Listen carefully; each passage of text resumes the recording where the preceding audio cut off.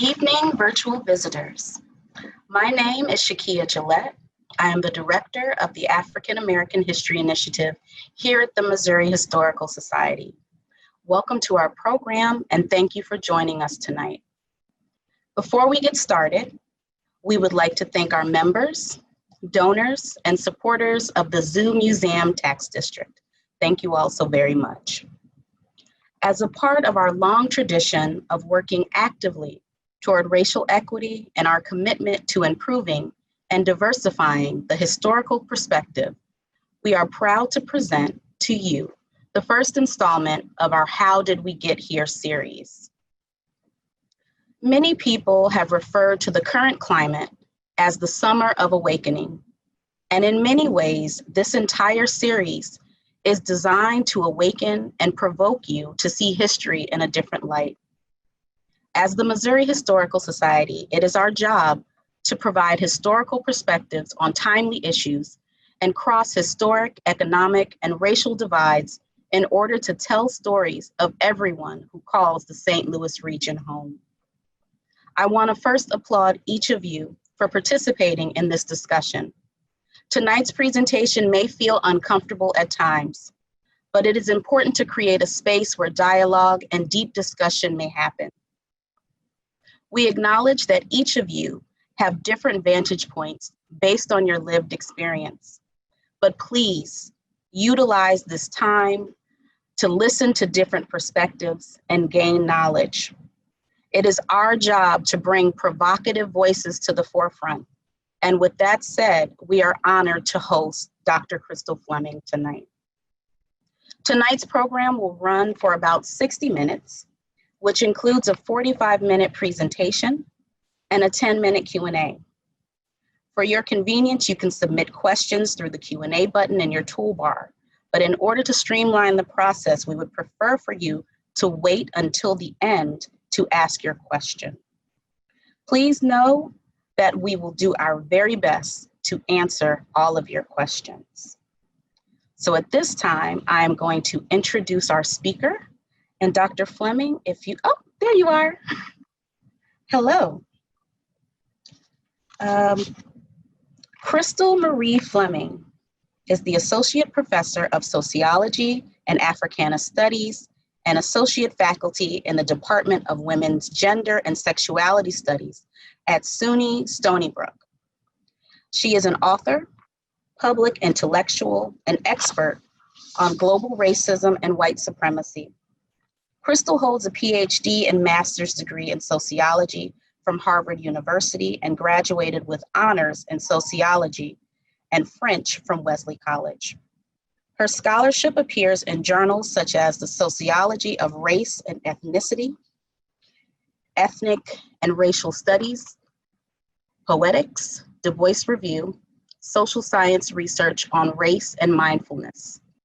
Crystal has conducted research on racism and anti-racism in multiple national contexts and collaborated on empirical projects in the United States, France, Brazil, and Israel.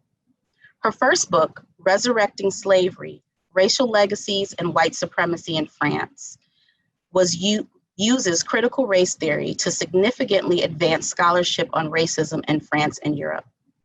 Based on her award-winning dissertation, the book marshals the ethnographic data, archival research, and in-depth interviews with French activists and descendants of those who were enslaved to examine how the commemorations of enslavement and abolition both challenge and reproduce the racial order. Her latest book, How to Be Less Stupid About Race, on Racism, White Supremacy, and the Racial Divide, is a critically acclaimed premiere on systemic racism that combines memoir, critical race theory, social commentary, and satire to debunk common misconceptions about race. So at this time, I am going to turn the floor over to our featured speaker for this evening. And ladies and gentlemen, let's give Dr. Fleming a virtual round of applause. Thank you so much, Shakia, for that warm welcome. I'm honored to join you all this evening for what I hope is an engaging but also constructive exchange. And so I'm looking forward to the Q&A after my presentation. So I'm going to share my screen now so that you can see my PowerPoint, and then we'll get started.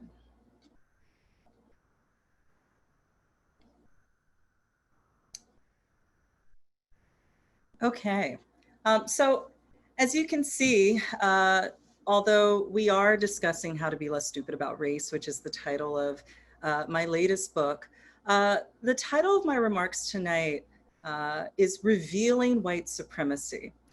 And I'm gonna focus in the next 45 minutes or so, I'm really gonna focus on why it's important to have a structural understanding of what white supremacy means, how it was constructed in our society and for what purpose, and how it continues to manifest today. And as you heard in Shakia's opening remarks, you hopefully will be uncomfortable because I say that because studying and talking about the violent history and ongoing realities of racism, it should make you uncomfortable. It should provoke you to want to build a better society. And if we're not willing to face these uncomfortable realities, then we can't build a better future. And so in my work as an educator, you know, I always tell my students and audiences when before the pandemic, I was able to travel the country. I always say that the discomfort of grappling with inequality and domination and the harm of racism, that's something that we have to consciously embrace. And racism is extremely uncomfortable for its victims and for its targets. And if you consider yourself an ally, or if you'd like to become someone who takes up the call of anti-racism, then you have to be willing to face some uncomfortable truths, because that's the only way to move forward in a constructive way. So we're going to talk about white supremacy. We're going to talk about it particularly from the perspective of what's known as critical race theory, but also intersectionality. And we're going to get into some of these terms as we move along.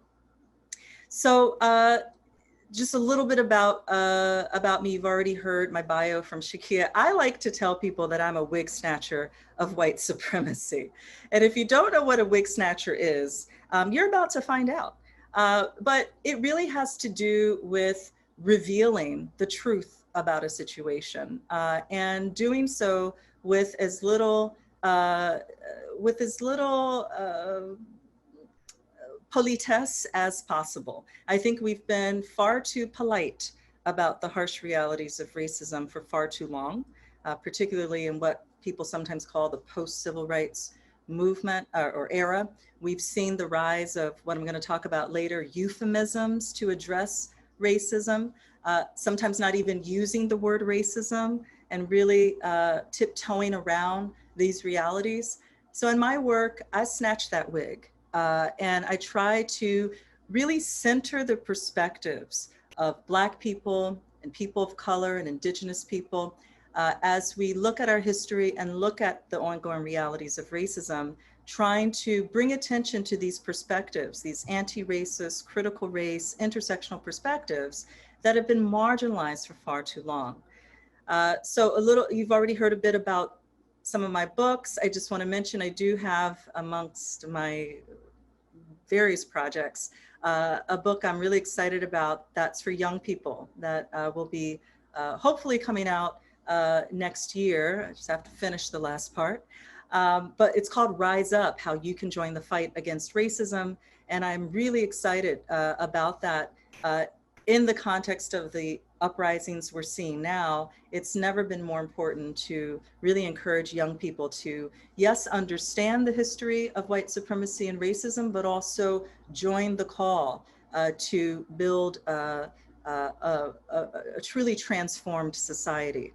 If you want to connect with me, you're welcome to visit my website, crystalfleming.com. You can learn more about my research, my current projects, my teaching, and keynote talks. And you can connect with me also on Twitter at Always the Self is my Twitter handle, Always the Self.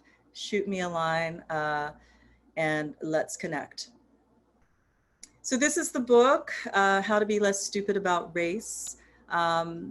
as you see on the cover, if you take a look, there are all these little phrases. Reverse racism is a profoundly ignorant concept that maybe we could talk about in the Q&A if you're struggling with understand why reverse racism doesn't exist. Hopefully getting a more robust understanding of what white supremacy is will help you understand why it's nonsensical to talk about reverse racism in our society. At the bottom of the cover, the phrase, "I voted for Obama twice." That's really poking at one of the themes of my book, which is that white supremacy spans the political spectrum. It is not something that is just like a political football and it's always the other team that's the culprit. We have to be able to understand that both on the left and the right, we see politics that have been deeply entrenched in racism and white supremacy. And no, voting for Obama, however many times, if you voted for him, does not absolve you from racism. But of course, you would know that if you saw the film Get Out. I'm not going to give you any spoilers, but you might want to watch it if the idea of voting for Obama, you think that means you can't be racist. So there's all kinds of forms of racial ignorance. And as we're going to get to in a moment, this ignorance, this racial stupidity, the various terms we might think about for it, it's harmful. It has deadly consequences that we're still living with and we're seeing in our society. Lynching is not a thing of the past. We see the full spectrum of racial violence, from microaggressions to macroaggressions, and various forms of racialized oppression that are still deeply entrenched in our society. And again, I really focus on this in my work, in my teaching, and in my talks. Unless we can get real and unless we can be honest about these problems, then we will not be able to address them. So I hope tonight's conversation and remarks will help us move forward in this grappling with the truths about racism and white supremacy. Speaking about racial stupidity, I want to be really clear about how I'm using that term and how, in many ways, certain forms of Black activism and advocacy have for a very long time been about addressing the ignorance and the harm of racial ignorance or racial stupidity. Here's a quote from Martin Luther King Jr. that you might not have heard before. But he said that nothing in the world is more dangerous than sincere ignorance and conscientious stupidity. I also want to be clear about one of the core arguments of my book, and I don't want to be misinterpreted when it comes to ignorance, because we have lots of examples of people who genuinely do not know. They may not know this country's history of racism or the global history of racism. They may not know much about how racism affects Black people and people of color, in part because our society is incredibly segregated. And we know that the overwhelming majority of white Americans have no meaningful relationships, friendships or otherwise, with Black people and people of color. This research has shown that over 90% of white people have zero friends who are not white. So when you live in a highly segregated society, if you attended schools that did not include curricula that were informed by knowledge from Black people, Indigenous people, and people of color, then of course, there are going to be many ways in which you're going to be ignorant to the true realities of racism. On the other hand, we know quite well that there are people who know exactly what they're doing when they enact racism. And we also know that there's we find this if we look at the work of like James Baldwin or Ida B. Wells, who I'll talk about in a bit. We know that there's also kind of a suppressed knowledge that even people who might be ignorant of our racial history will have. That is, even if you think you don't know about racism, there's a way in which simply being socialized in our racist society means that you have absorbed a kind of knowledge about who is valued in our society and who is not valued. There's an anti-racist educator who many of you probably have heard of, Jane Elliott. I really, really appreciate her, and she's in her 80s now, and she's still engaged in anti-racist activism. Jane Elliott, in some of her work, she's asked audiences, right? Like, you say you don't really know about race or racism, you say you don't see color, but would you want to be Black? Would you want to be Black in this society? And I think this might have been on the Oprah show that Jane Elliott did decades ago. But lots of, the white folks in the audience who, maybe just had said they didn't see race or they don't know about color, suddenly they're like, oh, you know what? It's true. I don't want to be Black in this society. Why? Because of how Black people have been oppressed and are treated. So there's an implicit knowledge that some people, many people even, are uncomfortable facing. But I think we have to face it because, as Martin Luther King said, there's nothing more dangerous than this sincere ignorance. Oh, I don't know. How did this happen? Why are we still dealing with these issues? Or your own complicity with not knowing, right? It's our civic responsibility, I argue. It's our civic responsibility to get into the business of knowing, to know what kind of society we live in, how it was established, for whom it was built, and who is being harmed today by these forces of domination that we're going to talk about.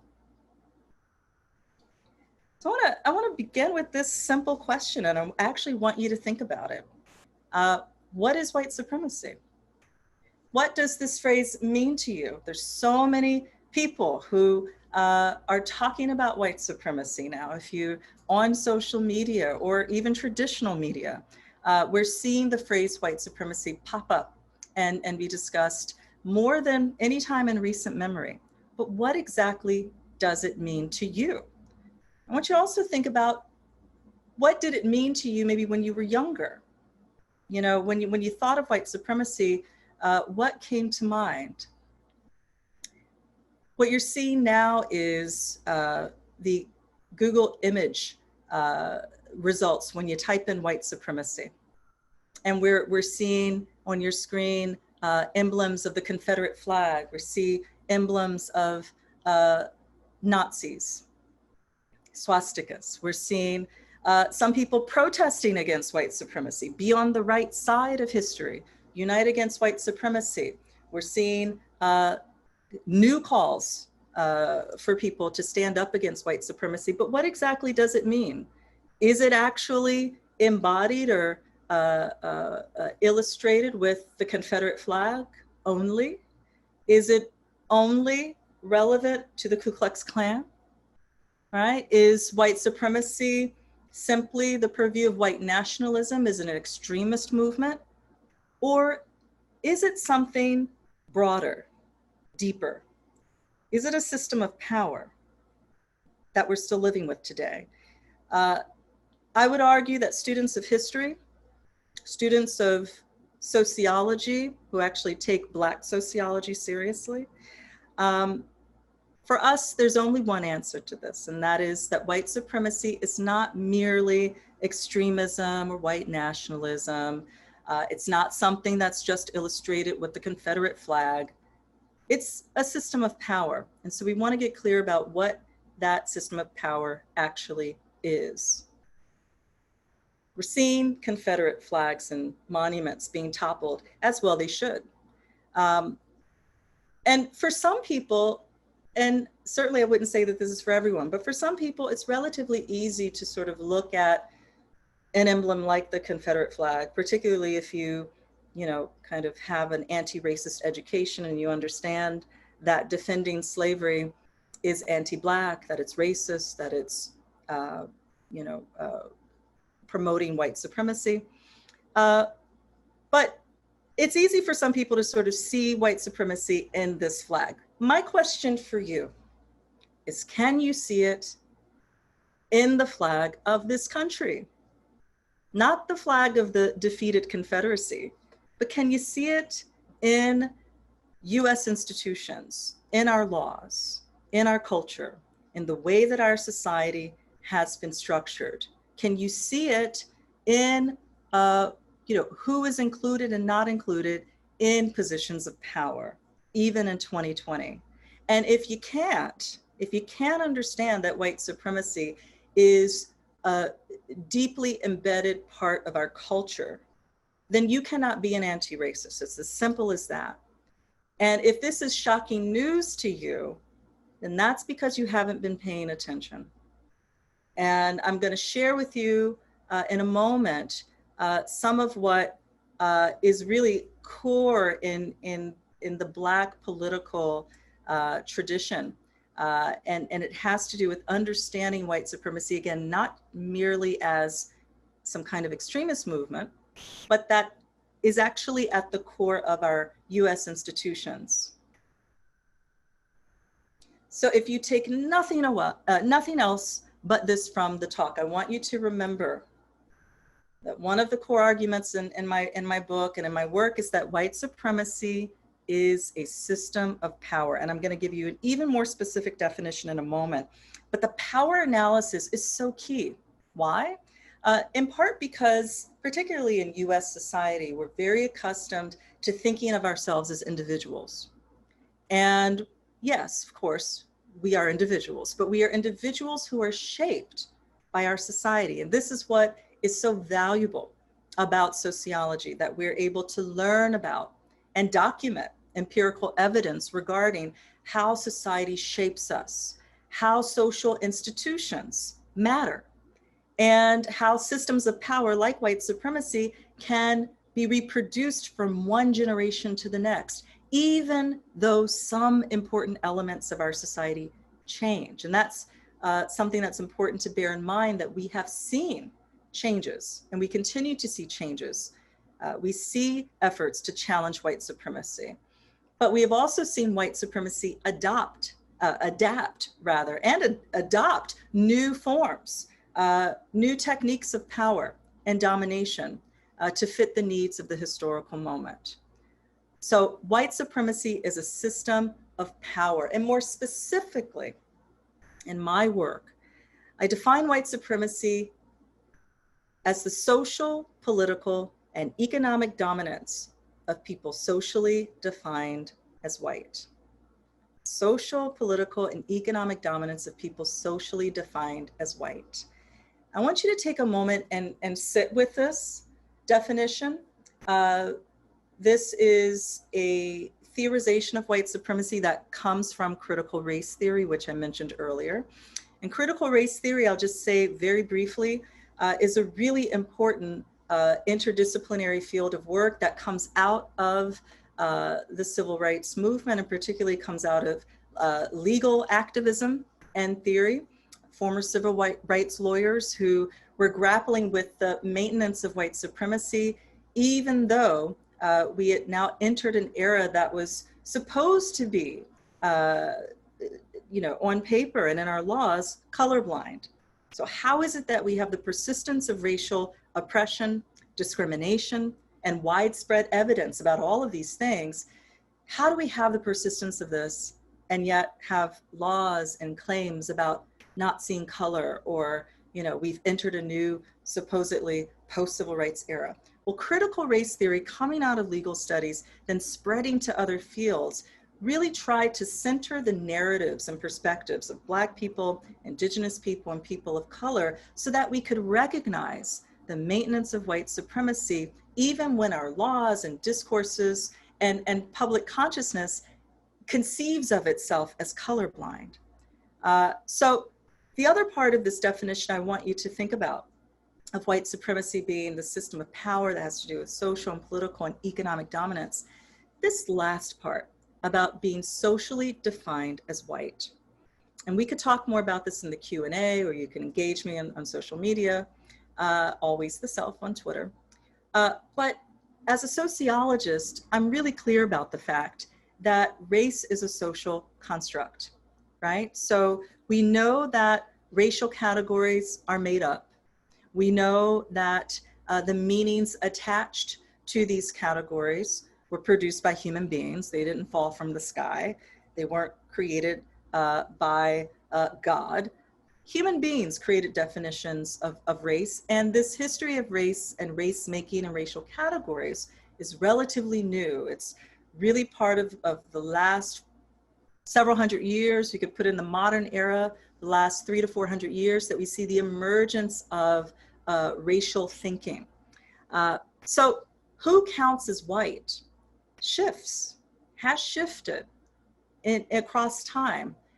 And interestingly, it's important to note that although the groups that are defined as white shift, right, as part of politics and part of the way that people have grappled over this definition of who counts as white. But what's interesting to note and vital to note is that what hasn't changed is the association between whiteness and resources, whiteness and power, whiteness and economic dominance, whiteness and political dominance.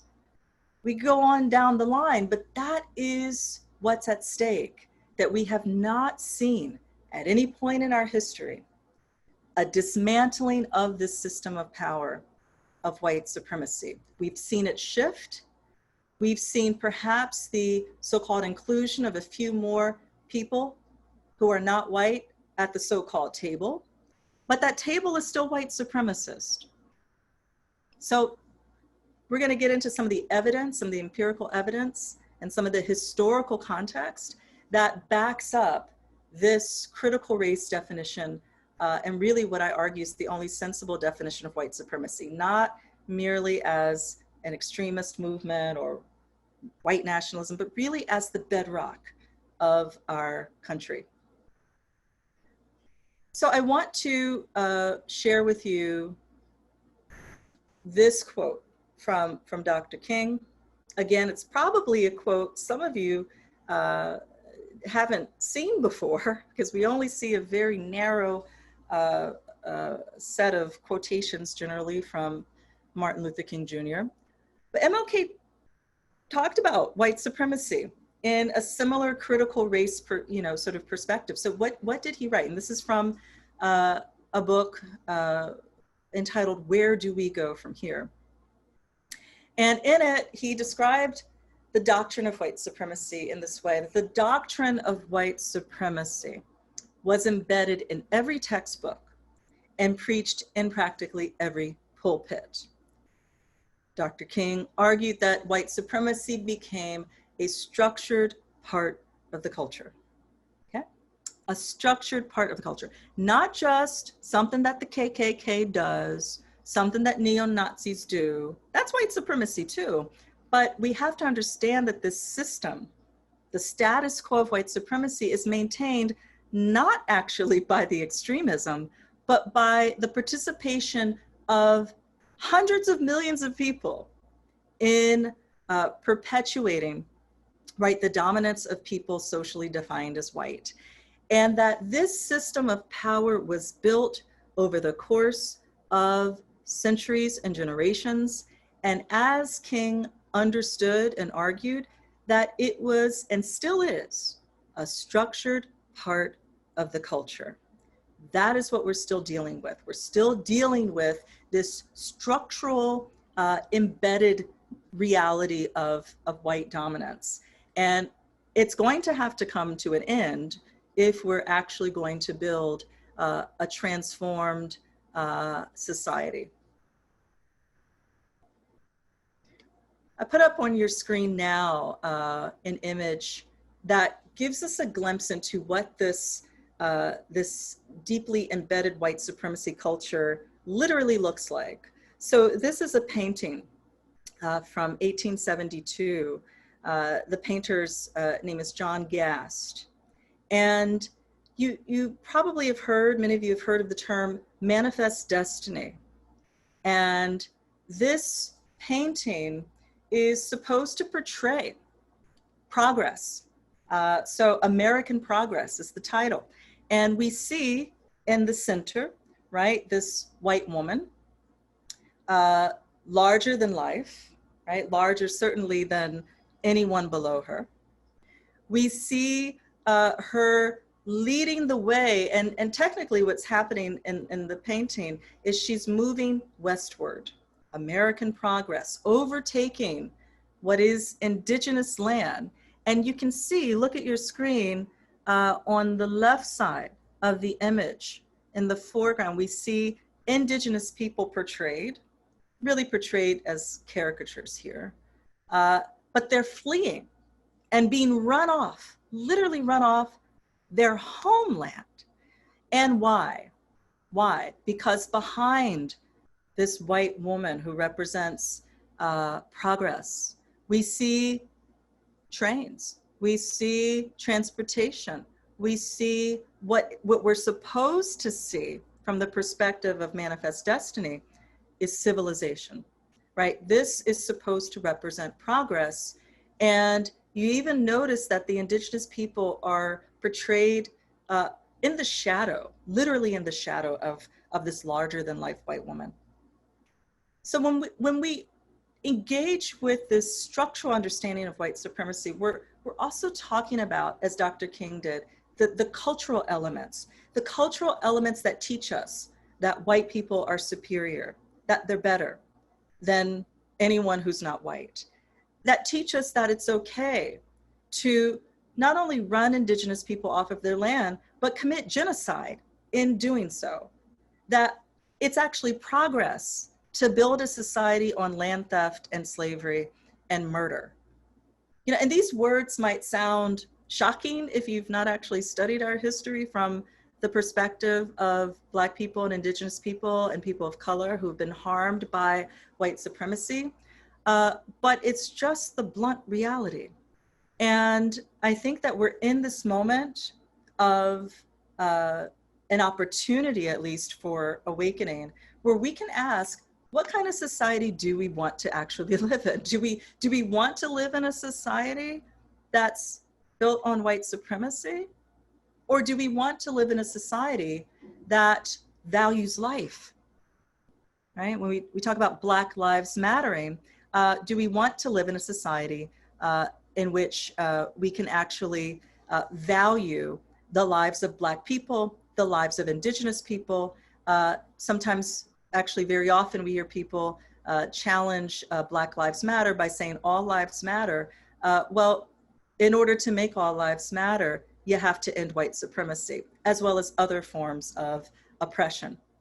So again, this image from 1872 really illustrates some of the core cultural problems of white supremacy. And I want to also just note that it's a white woman who's representing this kind of white supremacist understanding of progress, right? And in a bit, I'm going to say a few words about intersectionality, because it's so important to think about how racial oppression is intimately connected to class oppression, as well as gendered inequality and other forms of domination. So we're going to come back to intersectionality and perhaps also in the Q&A. Okay. So I mentioned at the top that one of the major problems we have, that we still have in our society, is euphemisms around racial oppression. Even that phrase I just said, racial oppression, sometimes you don't hear it in conversations about race. There are ways in which the term race gets used when we should be talking about racism and white supremacy, white supremacist racism, if we're actually going to be specific.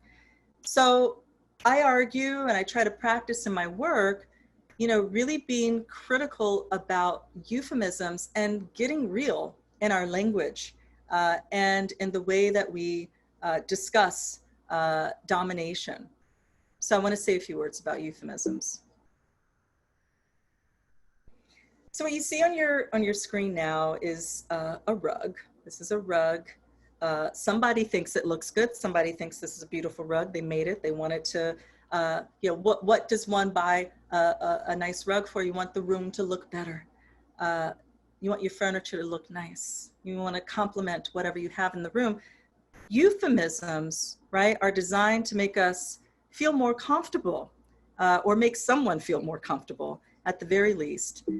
And some of the words that I have on your screen now, for me, they represent euphemisms, right? These words that sound better to some ears than others. So multiculturalism or diversity and inclusion. Diversity and inclusion is a whole nother thing that Sarah Ahmed is an amazing scholar who's done a lot of work on unveiling why diversity and inclusion is problematic and often gets used as a slogan to avoid the real work of transforming our institutions and our society and addressing systems of domination. But these can get tossed around as euphemistic phrases. Difference, tolerance, that's another one, tolerance. Color, even racism, I argue, can sometimes be used as a euphemism.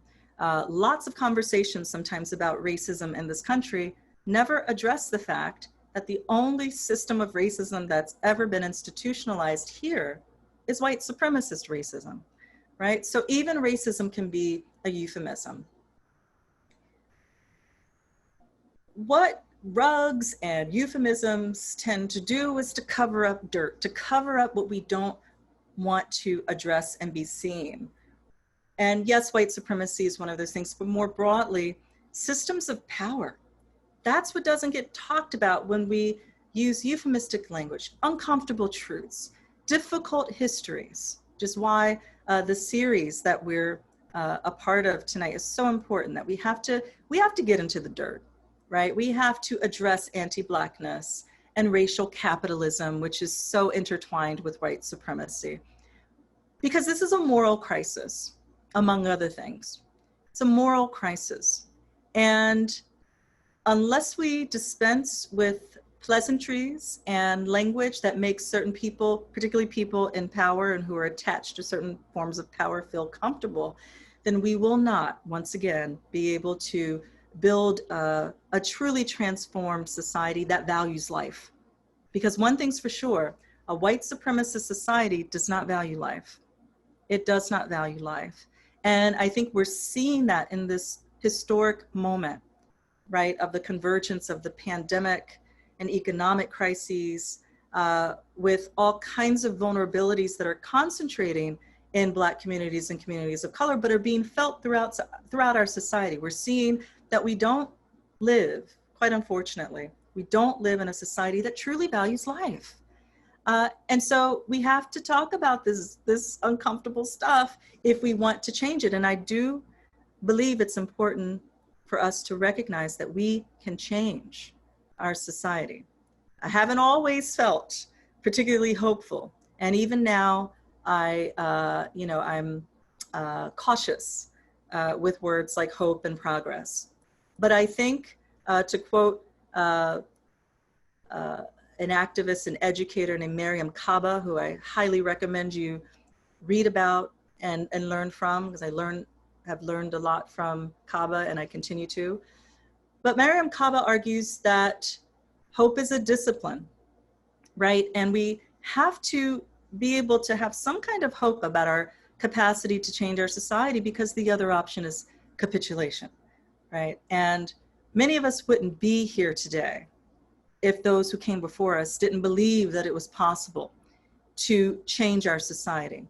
And so if you are feeling that this is a moment of opportunity for change, I want you to know that I feel that as well. And we have to acknowledge not only the dirt and all of the problems, but that we have the capacity to build a better society, that a better society, one that's not built on white supremacy, one that's not built on economic oppression and anti-Blackness, that it's possible to do better than what we see today. So with what we've covered so far, right, I want to come back to the meaning of white supremacy. And what does it mean when we integrate the knowledge and perspectives of Black people and Indigenous people and Latinx people and Asian Americans and people who are targeted by racialized oppression?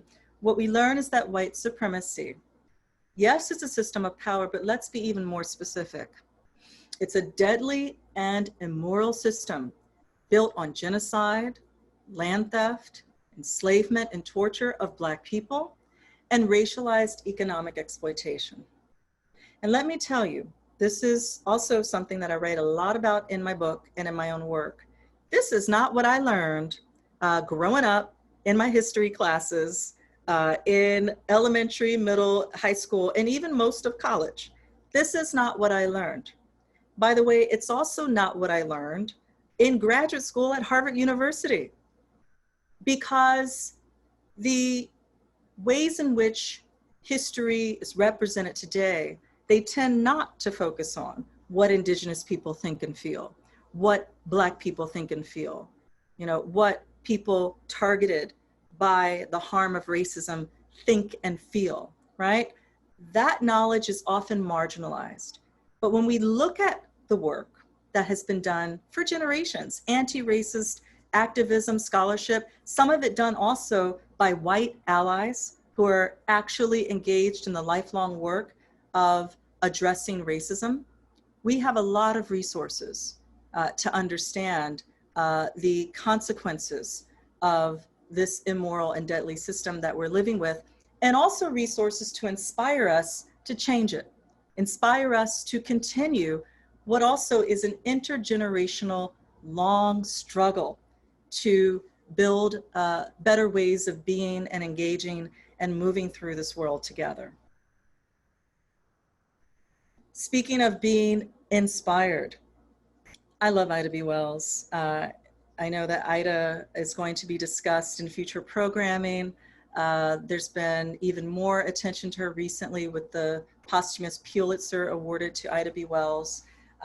She, in addition to being a journalist, is actually a newspaper owner herself, anti-lynching activist, really at the forefront of what's now called Black feminist thought and intersectionality, a freedom fighter, courageous in her work at a time when the barriers against Black women were even more unimaginable than they are today.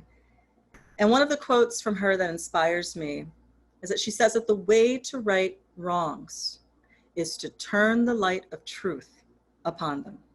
The way to right wrongs is to turn the light of truth upon them. That gets back to the wig snatching that I mentioned earlier. We have to be willing to deal with these uncomfortable truths and to center the perspectives of people like Ida B. Wells, people who have been, long before us on the forefront of pushing for a truly transformed society. Okay, let's keep going. When I say that white supremacy is deadly, right? I mean that, right? We've seen and continue to see people taking to the streets to protest the killing of Black people, the lynching that we continue to see today, to go back to Ida B. Wells' anti-lynching work. This is a photo of Ayanna Stanley Jones, who was murdered by police when she was in her bed sleeping. She was only 7 years old when she was killed by police.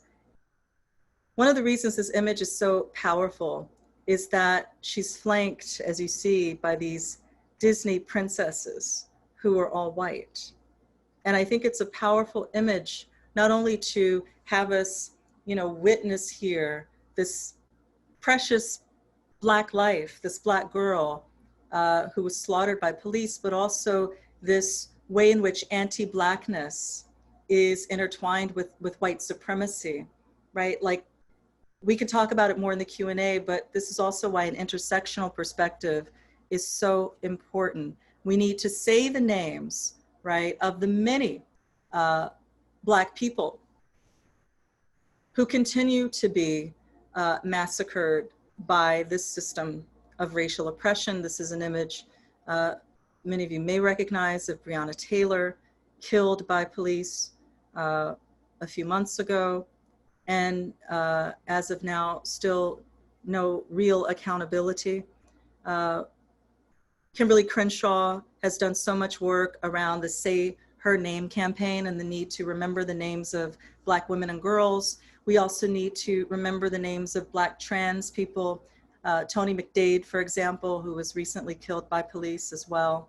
And to see that, yes, there's a certain kind of mobilization that happens sometimes, not all the time, but sometimes around the killing of Black men and boys, whether it's George Floyd, Mike Brown.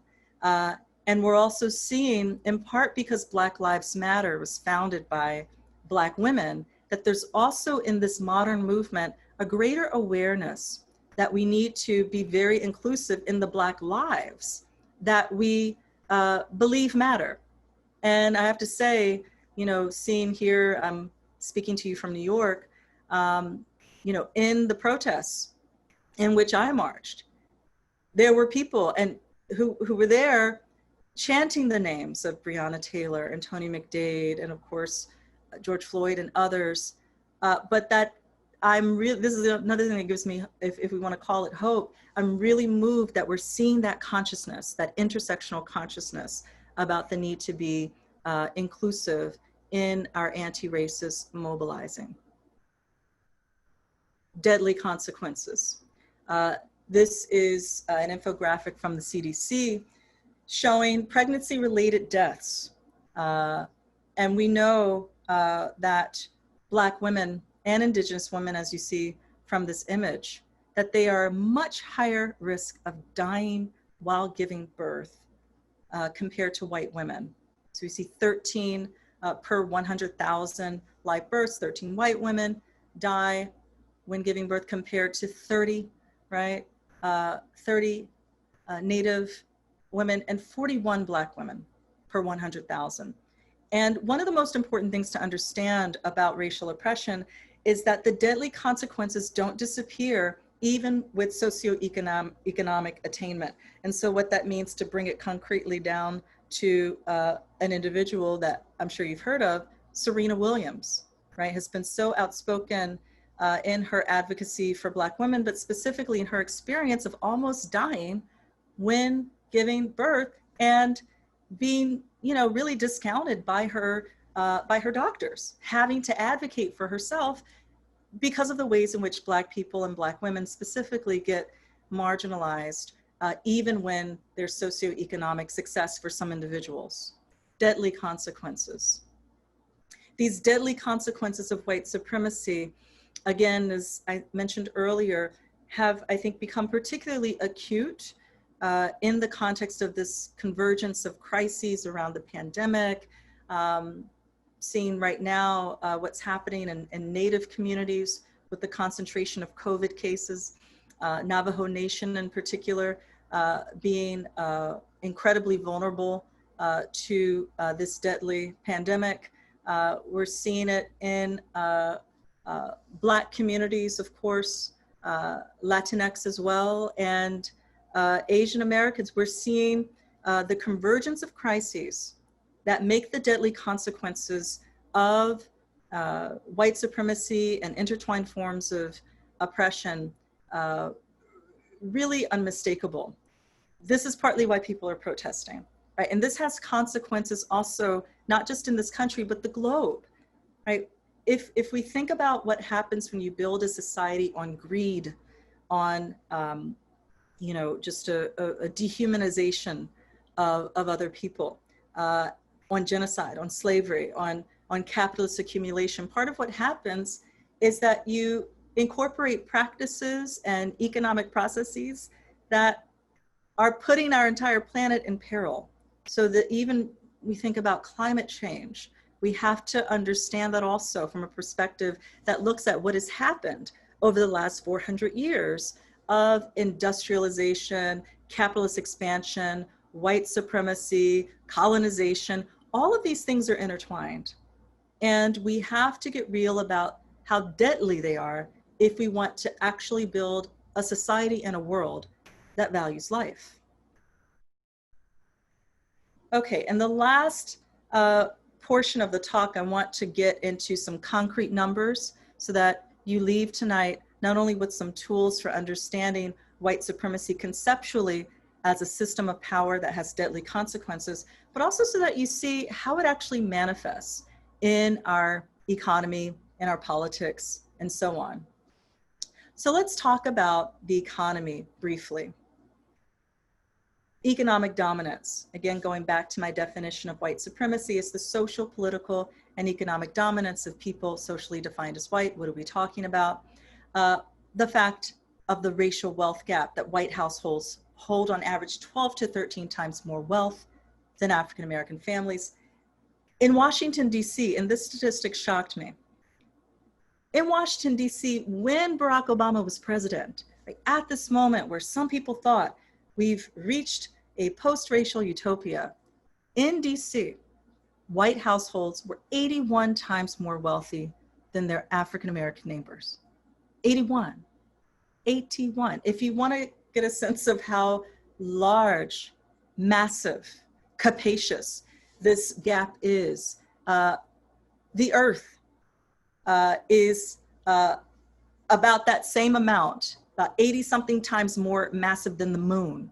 Okay, we're talking a huge chasm that is not going to disappear by magic. It's going to take conscious effort and a decision, really, on the part of us as people who reside here. It's going to take our will, our collective will, to change this. Look at this figure showing median wealth by educational attainment.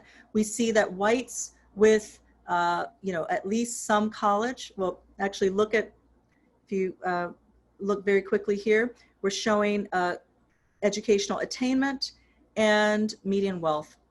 And what we see, that whites with less than high school educational attainment, that they actually have greater median wealth than blacks with some college. And look at the gap between, the racial gap between whites, blacks, and Latinx people with some college. It's huge, huge difference. 79,000 versus 11 versus 20, okay? Huge. This is an image from a very important and really critical study by sociologist, the late Diva Pager, The Mark of a Criminal Record. Just want to share this with you because it's really, in some ways, shocking and not shocking. But what this research shows, this is the percentage of people called back, men called back for job opportunities. And they did an experimental design, and what they see, what we learned from this research is that white men with a criminal record were called back at a higher rate for job opportunities than black men without a criminal record. When we think about the criminalization of black people, that even begins in the womb, where simply to be viewed as black means that you're not just viewed as lesser than, you're viewed as someone who's not worthy of life, of economic opportunities, of being someone's neighbor, of being someone's friend, and so on, of being the leader of a nation or of almost anything.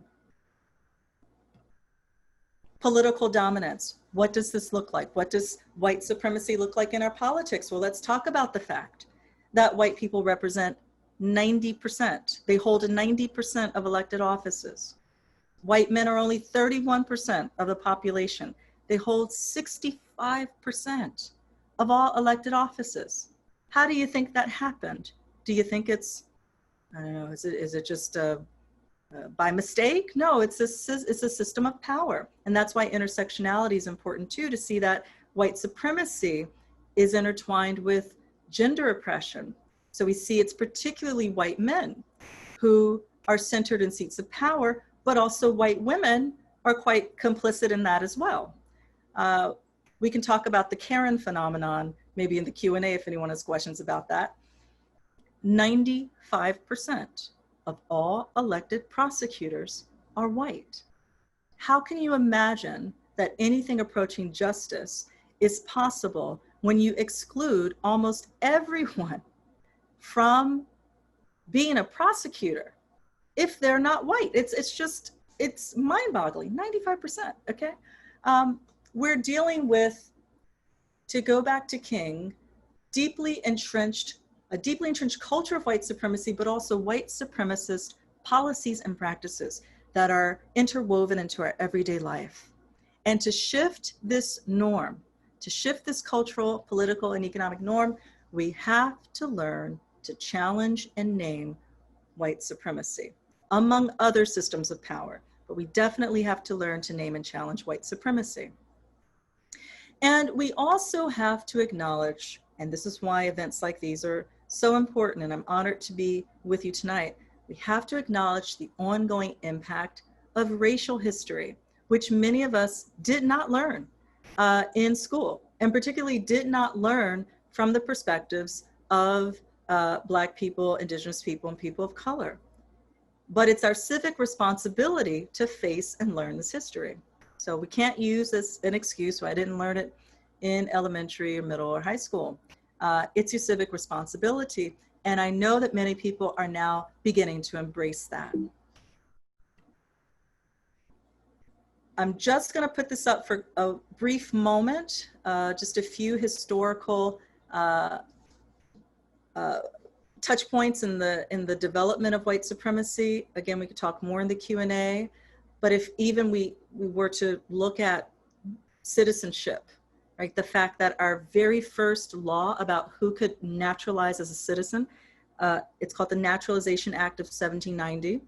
And it stipulated that only free white persons, if they were undocumented, only free white persons could become citizens, could naturalize as citizens. And by the way, this is something that, to go back to the question of who counts as white, right? There's quite a lot around, a lot of important scholarship around how groups such as the Irish or the Italian or Jews were or were not viewed as white. And that's a very important history to understand. And I teach a lot about it in my own work. But we also have to understand that Italians, Irish, Jewish people were not barred from naturalization. For example, this Naturalization Act of 1790, they were not barred from that. So there's a way in which whiteness and really, particularly being viewed as European or Caucasian, has been tied intimately to political power, to citizenship, to the ability to own land, to create a business. The Homestead Act of 1862, which gave hundreds of millions of acres of land almost exclusively to white people. The entire era of Reconstruction and Jim Crow. W.B. Du Bois has so much important insights around Reconstruction and how what we saw was an abandoning of the formerly enslaved people, and really a reunification and reconciliation between the former Confederates and the Union. So a white supremacist union in the wake of the Civil War. We could go on down the line: scientific racism, eugenics, right? That continues to teach people that race is biologically real, and that there's certain groups that are inherently or innately racially superior or inferior. Scientific racism is still with us. And I also recommend reading the work, pardon me,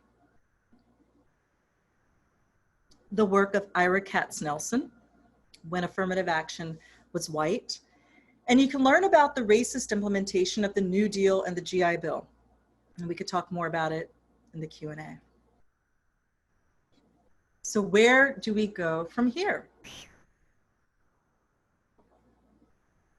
Where do we go from here? I'm going to leave us with a few ideas and some questions, and then we're going to open up for the Q&A. But I really want you to think about what it means to promote anti-racist change. Not to think that this can be magically fixed, because it can't, but to embrace the lifelong work of building a more inclusive society, to build a more life-respecting world. We have to be serious about developing empathy and compassion, particularly for people who've been victimized by racism. We have to embrace the moral work, right? The moral work of anti-racism. We've been taught that genocide's okay, that it's okay to enslave people, that progress means white people. I mean, these are all deeply immoral beliefs that we have and continue, we absorb these and we continue to receive these messages in our society. And we have to embrace the moral work of challenging this. We have to transcend our fears. People have been taught to fear Black people. What's so mind-boggling is to understand that when European colonizers came to this continent, even though they were the invading and violent force, they portrayed indigenous people as dangerous. People who were living on their own land, minding their own business until the colonizers came to steal it from them and murder them.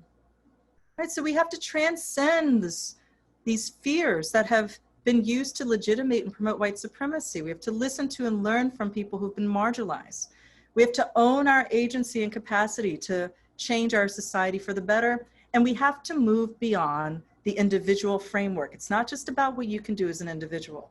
Because we're talking about a system of power that was constructed and has been constructed over the course of generations, we have to organize collectively to shift resources and to dismantle this system. So I'm leaving you with a call to action and some questions that I'd like you to reflect on. The last chapter of my book gets into some ideas. I give you 10 concrete steps that you can think about that can give you a framework for embracing a lifelong commitment to anti-racism. But I'd like you to think about question number 1. And this is especially a question for white folks, but it's also a question for the rest of us. How can I honor and center the knowledge, experiences, and concerns of Indigenous people, Black people, and people of color? I had to learn to do this in my own work, in my own life, right? Because being socialized in the society, what did I receive in the classroom? Perspectives that centered white thinkers. And this was true even in graduate school. I had to learn to value the perspectives of people who look like me and people who don't look like me, but who are excluded systematically from positions of power, including epistemic power, the power to create knowledge and be viewed as a valid source of knowledge. Question number 2. This is about moving beyond euphemisms. Have I named white supremacy and actively disrupted racist practices in my neighborhood and place of worship, place of employment, relationships, political, economic institutions, and on down the line? Have you done some of that work? If you haven't, now's as good a time as any. And a concrete question: what organizations, individuals, and groups can you work with and support in order to promote anti-racist social change? Right? There are white anti-racist organizations all across the country. If you're white, you should probably look into joining one. There are organizations that have been working to address the harm of racism for decades. You can be a part of supporting that work. And once you move beyond the individual level, the capacity to change our society grows exponentially.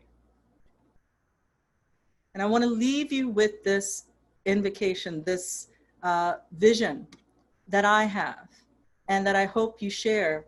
And that is that we have the power, you, working in solidarity with others who value life, who value anti-racism. We have the power to imagine and create a better world.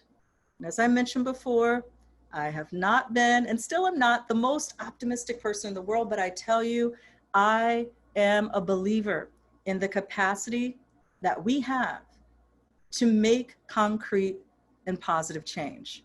We are seeing it happen. If you're a student of history, you've seen it happen. You've seen struggles for justice make concrete changes and transformations, and we can be a part of that. Some of you already are a part of that. And I think we have a unique opportunity right now, this awakening that some people are having. We have an important opportunity that we should not waste to not only talk about, but imagine and create a better society and world. And with that, I want to thank you. Thank you so much for your attention. Deep gratitude in particular to Shakia Gillette, Director of African American History Initiatives, and thank you to the museum and everyone who's worked to make tonight's event possible. So we're now going to open it up, right, for Q&A.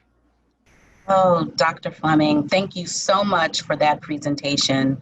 The questions have been coming in since the very start. So we are going to dig right in with our first question here, and I'm just going to read them as they appear. I am thoroughly enjoying Dr. Fleming's remarks, especially the analysis of white supremacy and its connection with symbolism. On the opposite spectrum, the argument is made for Black Lives Matter as a terrorist organization, trying to absolve all non-Black history. Instead of advocating against police brutality, what are your thoughts on this? Well, my thoughts on this, I have so many, so I'll pick a few. I've mentioned Martin Luther King a few times, in part because I really think it's important to start to understand the true history of Dr. King's intervention, and the fact that he was viewed and treated as a terrorist by the powers that be in our society shows you a lot about what that word means when it's deployed against anti-racists. There's a whole book called When They Call You a Terrorist, right, by one of the founders of Black Lives Matter.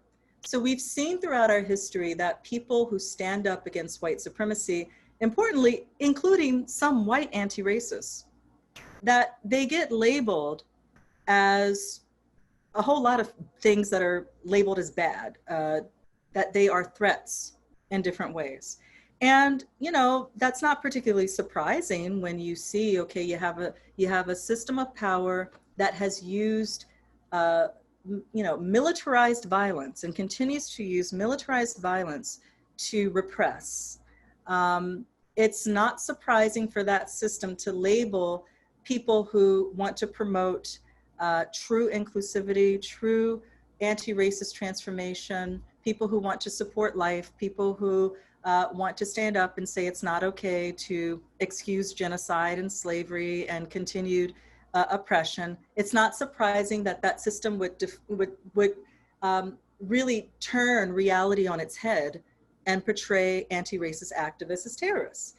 We only have to go back to one of the things I mentioned in the beginning of the talk. That is, if you look at the history of how indigenous people and enslaved Africans were portrayed by colonizers, by European colonizers and their descendants, even though we're talking about people who were victims of genocide and people who were victims of slavery and tortured, the people who dominated them and tortured them and enslaved them and murdered them portrayed the victims as threats.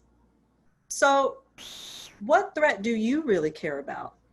I'm asking this not just to the person who posed the question, but all of you, right? So do you care about the threat, the existential threat that we face, with our entire planet, the threats that Black people and people of color have experienced and had to overcome for centuries? Or do you care about the threat to a system built on genocide and slavery?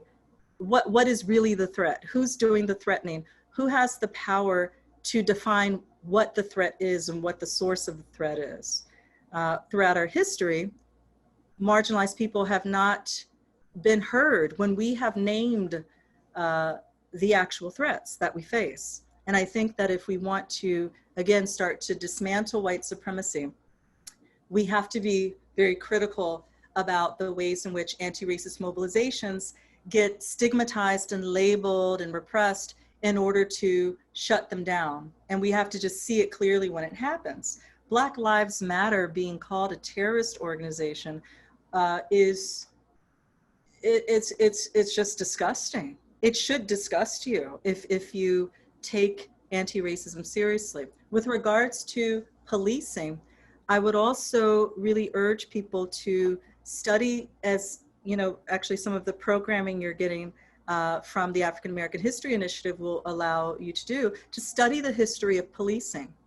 and to study the ways in which policing, modern policing, was intertwined in this country with slave patrols and with white supremacy. And again, to really start from a perspective that takes history seriously and takes the perspective of Black people, Indigenous people, and people of color seriously. So those are some of my thoughts. Thank you. Okay, our next question. What are your thoughts about the Southern Poverty Law Center's Teaching Tolerance program? Well, I think that the Southern Poverty Law Center does and continues to do really important work. What I will say is that the word tolerance, it troubles me. The word tolerance, and it was on the slide earlier. Maybe that's why you're asking the question when I was talking about euphemisms. Tolerance is a difficult word for me because when we're talking about the need to recognize each other's humanity, our inalienable worth, our value, the value of our lives, for me, that's not about tolerance, right? For me, that's about seeing reality clearly, seeing that, our lives are actually worth, that they are worthy, and that that's not an issue of, you shouldn't be tolerating differences. You should be understanding that difference is a natural part of the human experience. It's diversity and difference. It's not for me about tolerance. It's really about accepting the inherent value that we all have. So I'll stop myself there, but that gives you some of my response. I know we have a lot of questions, so I want to keep it rolling in the interest of time. So here is another one. I am a white woman, the granddaughter of Italian immigrants. I know many people who did not vote for Barack Obama and will never vote for any Black person. But why is it racist to say I voted for President Obama? So let me be clear. I am not saying that it's racist to vote for Barack Obama. There's a whole chapter of How to Be Less Stupid About Race that gets into what I call racial stupidity in the Obama era. So part of what, the play on, I voted for Obama twice on the cover of the book is trying to get at is that some people imagine, and I don't know if this is your case, but some people imagine that because they voted for Barack Obama or because they vote for a Black politician, that means they are absolved of racism, that you can wash your hands of the matter, you voted for a Black president, everything's fine now. And actually part of what I address in the book is that there's this really important research, basically psychological research, which shows that part of what happens in our modern era around racism and white supremacy is that we have empirical evidence that sometimes white people engage in one kind of behavior, like voting for a Black person or doing something else that they think is, we could call it anti-racist or good. And they give themselves what's known in the literature a moral credential to do something else that other people would say is not so good or is actually racist. And so there are all these complex ways in which people try to signal that they are not racist or that racism is no longer an issue for them because they voted for a certain person, or maybe they had lunch with a Black person one time, or they did a nice thing on some occasion, or you just think of yourself as a good person. And what we need to get real about in our society, at least I argue, is that anti-racism and really the more broader issue of building a transformed and truly inclusive society, it's lifelong work. You don't get a cookie for voting for Obama. Not that you were looking for one, but some people are. Some people are looking to be absolved from their moral and political responsibility of actually engaging anti-racism. Because in part, there's also, and I didn't get into it so much tonight, but I just want to throw it out there, we have a huge ego problem that is also at the heart of much of what we see in racism and anti-racism. We want to think of ourselves as good people, right? We want to think of ourselves in glowing terms, and having to confront one's complicity with racism or with a system of domination, it means that we have to look at ourselves, and yes, look at unflattering histories, but also look at ourselves. And sometimes that's not a flattering portrait. And so this ego thing of wanting to feel good and not wanting to be viewed in a certain way really gets in the way of true anti-racist change. So back to Obama. I don't know what your racist or anti-racist politics are, but I want you to understand my argument is that who you vote for one time or twice does not absolve anyone from making a lifelong commitment to anti-racism. Thank you for that. So our next question comes from a teacher. Please explain how you believe I, as a middle school teacher, can move my classrooms towards an honorable and centered place for Black, Indigenous people of color. Thank you so much for that question. I love that you're asking that question as an educator. It's a question I ask as an educator myself. And I think if you take these things seriously, you have to keep asking it, right? And hopefully, you know, we are continually learning new things and integrating new elements into our curricula. And so one thing I would say, and I think I mentioned earlier, I'm working on a book, 10 to 14-year-olds, so about that demographic, about anti-racism.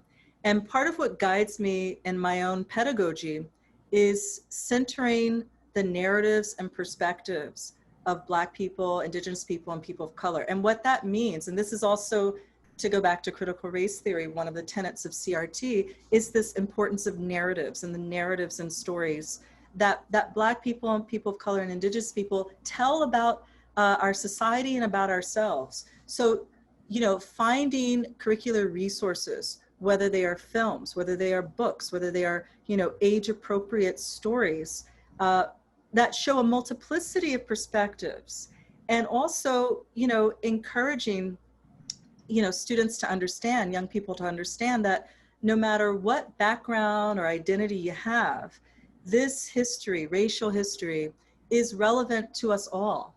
It's part of our civic responsibility to learn this history. And I think educators like yourself are playing and can play a really important role in inculcating the value of life, to put it bluntly, of lives, and the value of anti-racism. Okay. Do you have time for a couple more questions? We have time for about 2 more. Okay, cool. So this question, how do we work on intergroup bias, and what about of reparations for Blacks and Indigenous peoples? What's the last part about reparations? Reparations? Yeah, how do we go about getting reparations for Blacks and Indigenous peoples? Great. I'm going to start with the last portion of that question first about reparations. I'm so glad you asked, because, you know, one of the things I advocate in How to Be Less Stupid About Race is we need to move beyond the symbolism and get real about how we can shift resources, including economic resources, to reflect anti-racist values. And reparations is certainly part of that. I think, you know, there's a lot of new work out that is trying to drive forward the reparations dialogue, work by Sandy Darity and Kristen Mullins. There's a new book out, From Here to Equality, that I'm making my way through. It's excellent and important. But I think we also have to your question, also think about, are we still, okay. I'm sorry, I got a little confused because my screen started changing. But yeah, we also have to think about Indigenous sovereignty, you know, and what would it actually mean to have Indigenous sovereignty honored, right? So I think centering the perspectives of Indigenous people and Black folks and other people of color in these conversations is hugely important. I think we have an opportunity to move beyond where we have been in the past, which was, oh, okay, reparations is, some people thought and still might think that it is not feasible or that, but I think there are a lot of things that were not previously feasible that have come to be. And so the question is, do we value the lives and work of Black people? And if we do, then reparations must be paid, right? And Sandy Darity in his work argues that reparations really would be the only way, and some policies like baby bonds and whatnot, but reparations is the only way to address the racial wealth gap. And I think that that's a very compelling point. And the first part of that, your question also had to do with bias. What do we do about bias? What I'll say briefly on this is what we should not do. So what a lot of institutions tend to do around bias is to bring in an implicit bias, a trainer, a workshop, or, to treat bias like something that you can just have a workshop on and problem solved. That doesn't work. The empirical research has shown that, anti-bias trainings generally do not work. And so there is some evidence for actually having an impact. Here I'm thinking of some of the writing on this subject by sociologist Frank Dobbins, who's at Harvard. Actually building, opportunities for long-term, even 2 to 3 month interventions where people have an opportunity to learn, as you're doing tonight, but to read and study history, sociology, psychology, so that we understand not just how biases operate, but where they came from. One of the reasons why bias trainings often don't work is that people don't like, as you may feel this way, people don't often like being forced, feeling that they're being forced to change their perspective. I say what's been important for me in terms of transformation, both in my own life and in what I see as an educator, is that we have to give people opportunities to learn and to grow. But no one can do that growing for you. You have to want to become moral. I can't do that for you. If you want to embrace white supremacy and you're a full-grown adult, I'm actually not here to try to change your mind. I am here to help build a growing critical mass of people who want to do the work of anti-racism, because we don't have to change everybody. We need to build a critical mass. The other thing too to understand about bias, and I'll stop myself, I'm getting into lecture mode, you have to excuse me, I am a professor. But biases don't magically disappear. So even if you make a lifelong commitment to anti-racism, to go back to Jane Elliott, who I mentioned earlier, she's very clear, even in her 80s, after decades of anti-racist work, as an educator, she's still aware of her own biases. And I think that also gets back to the role of the ego.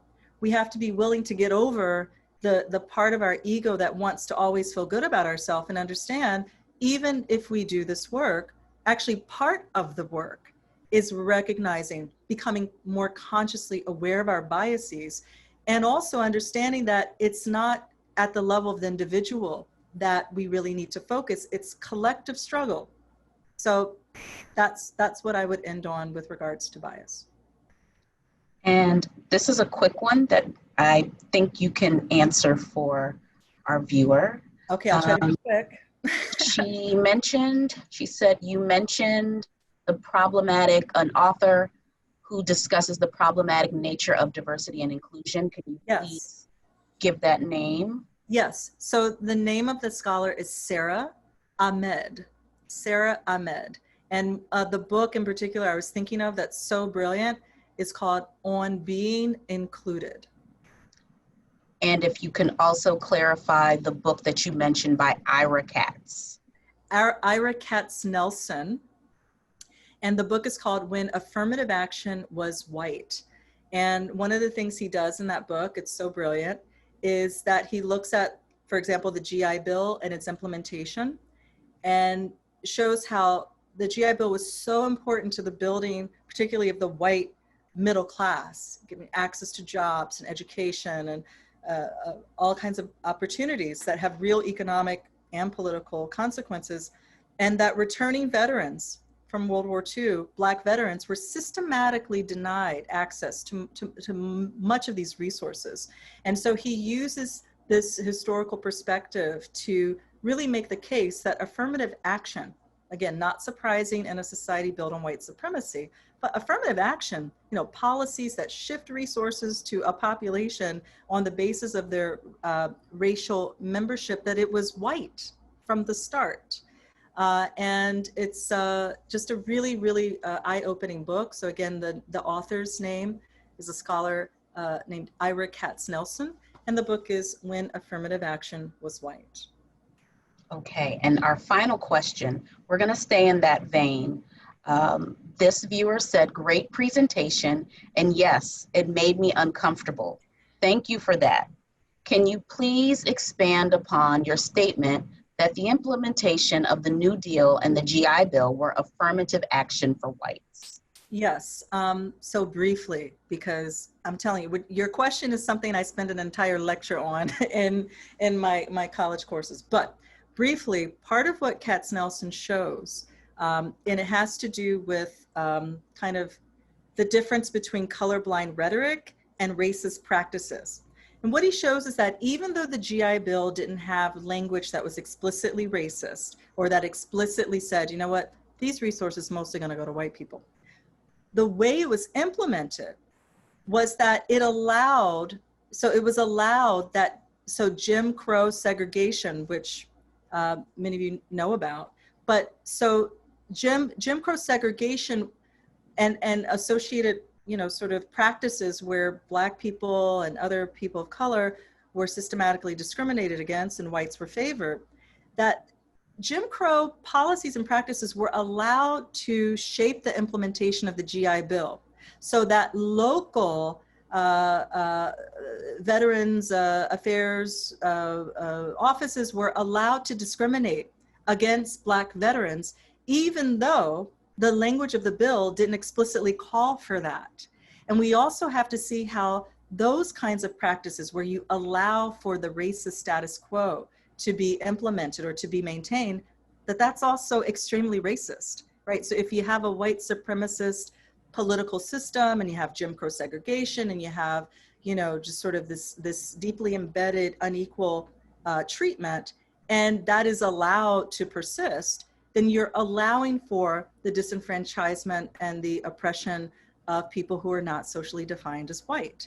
So Katznelson explains how that took place, including with the example of the GI Bill, but not only that. But that's my brief answer. And if you want the longer version, definitely check out his book. Well, Dr. Fleming, thank you so much for sharing your expertise with our audience this evening. Shakia, can I say one more thing before we go? Yeah, sure. Open up for caucuses, right? Yes. I just want to say 30 seconds about how brilliant I think it is for this event to include these caucus groups. You're going to learn more about that in a moment, but I just want to briefly say that it's super important to understand that anti-racism requires, some multiracial mobilization. We see a lot of that, but it also requires white folks sometimes to do work on your own with other white folks who want to embrace anti-racism, and for Black people and people of color to have some spaces that feel safer and where other kinds of anti-racist work can get done. And it's a really great opportunity, I think, tonight to, kind of experience what that looks and feels like. So I just want to say that I think that that's a wonderful aspect of tonight's event, and that you have to understand that, again, multiracial anti-racism complements the work that groups and communities can do amongst themselves as well. So that's all I wanted to say. Oh, and thank you so much for having me. It's been thank you for sharing your expertise with us this evening. You broke this presentation down in ways that I had not heard before. So I am eternally grateful for your knowledge, your wisdom, and your approach to this presentation. So ladies and gentlemen, that concludes this portion of the presentation. But if you look in the chat box, we have already posted a link for an uncensored community conversation, which Dr. Fleming just mentioned. So I don't have to talk that much about caucusing because Dr. Fleming just eloquently described to you what we will do in the next phase of this program. So if you are interested, please click that link. We are at 100 people cap. So if you do not make it in this time, do not worry, do not fret. We will be conducting community conversations after every keynote presentation in this series. So again, Dr. Fleming, thank you so much for joining us. I look forward to following your work and possibly having you back in the future. And good luck to you on your book, on your upcoming book. Thank you so much. Thank you.